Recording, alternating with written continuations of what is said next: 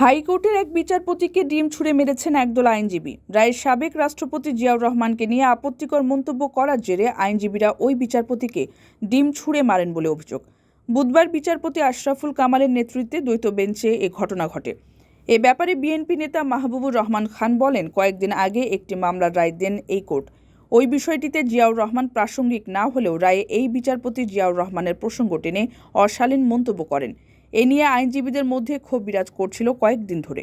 তিনি বলেন, আজ বিচারক এজলাসে উঠলে কয়েকজন আইনজীবী সেখানে উপস্থিত হয়ে বলেন, আপনি এই চেয়ারে বসে জিয়াউর রহমানকে নিয়ে অশালীন মন্তব্য করেছেন, আপনার এই চেয়ারে বসার অধিকার নেই। এক পর্যায়ে তারা বিচারকের দিকে ডিম ছুঁড়ে মারেন। এরপর বিচারপতি আশরাফুল কামাল ও বিচারপতি কাজী ওয়ালিউল ইসলাম এজলাস থেকে নেমে যান। প্রবাসীদের বিনিয়োগের শতভাগ নির্ভরযোগ্য প্রতিষ্ঠান প্রবাসী সিটি লিমিটেড।